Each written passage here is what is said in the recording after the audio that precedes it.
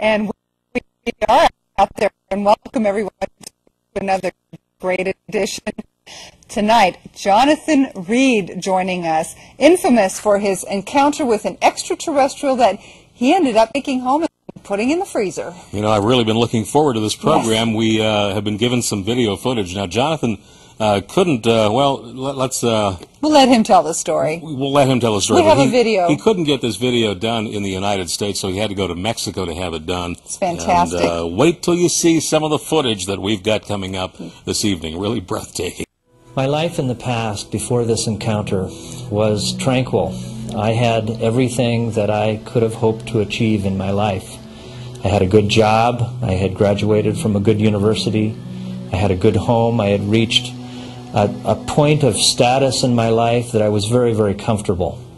When my encounter happened, when this exactly happened, my life changed completely. Dr. Jonathan Reed was a child psychologist who, back in 1996, had an incredible encounter with an extraterrestrial. Tonight, he joins us by phone from an undisclosed location to share his story. Welcome, Dr. Reed. Thank you, Kate. Thank you, Richard, for having me. I'm very excited about this. Hi, Jonathan. This is one of the few interviews that we've had over the last 3 years where we don't know where our guest is. Well, I can tell you I'm in Canada. Okay. Okay. I live both half the time in Mexico and half the time in Canada. Why do you have to live in Mexico or Canada, Dr. Reed? Well, it's a choice. Since the encounter happened in 1996, as you know, my life has changed a great deal. And I've chosen to take this to where people accept this, not to where they attack me, my family, and my friends. You've had much, I'm sorry, Richard, you've had much better success even getting it out to the public. Like, for example, your video, the one that we just showed a clip, had to be done in Mexico. Exactly. Many cultures accept this very, very differently than the United States. Yeah. And there is what I believe, in my opinion, a clandestine operation to keep this away from the public, to keep the truth away. What year did this happen to you, Jonathan? It was October 15th, 1996. All right, let's go to the beginning before we show any video footage. And for the viewers that we have who haven't got a clue of what happened to you, maybe you can go back to that day and tell us what happened up in the Cascade Mountains. Very good. Like I said, it was 1996, a beautiful middle to late October day. I went for a hike in the woods, a walk with my dog, Susie. She was a 7-year-old golden retriever who was like a member of my family. And we had done this many times before, you know, where you take the dog out and run independently in the woods. Now, this wasn't a park.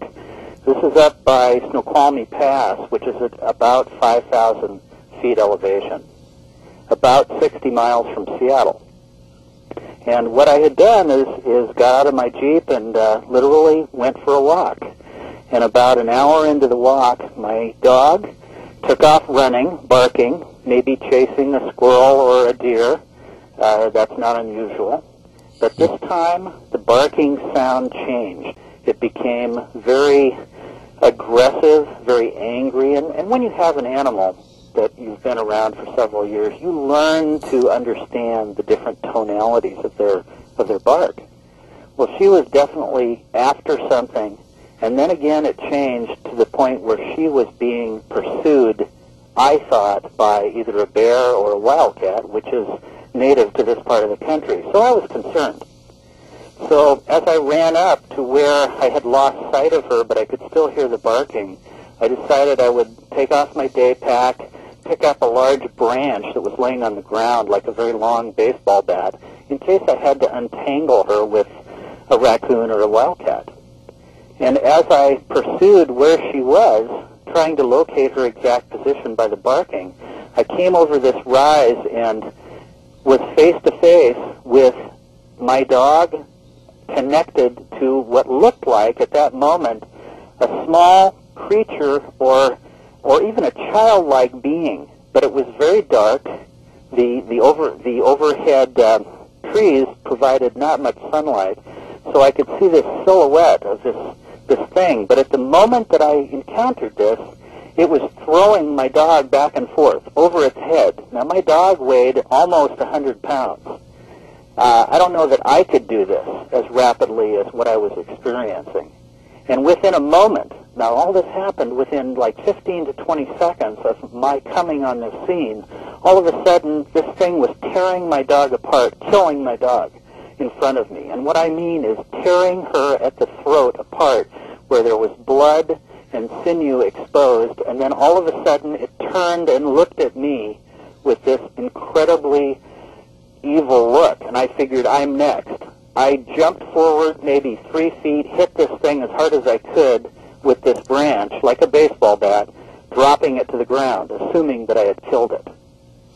Okay, we're going to get to a piece of video footage right now that will take us through the next step of this. This is now after you've struck the creature and it's fallen to the ground. Your dog is now dead, and you later on took some video footage of the area showing the obelisk and some of the forest. Can we run that now?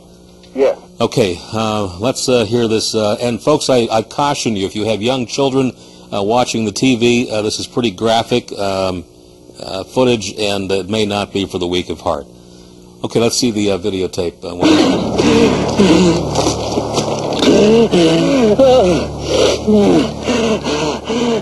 Focus.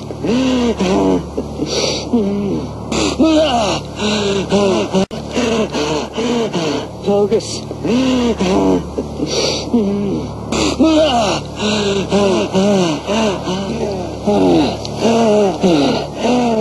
This creature, this body that lay on the ground bleeding in front of me, from the wound that I inflicted, only the remains of my dog, this white powder, this white ash at the feet of this creature, and this floating black object that I call the obelisk, floating in the air, not touching the ground.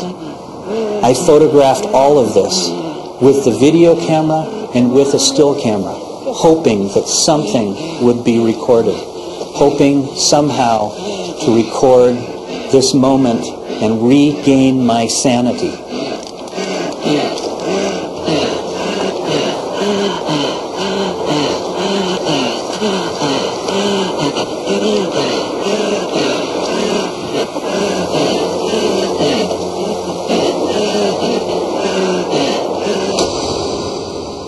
Wow. There's the obelisk. Now, Jonathan, as we were watching that, it looks like at times the video itself is pretty poor quality. Obviously, you're upset. You're running with this. You sound like you're out of breath. Perhaps you even became ill there at one point.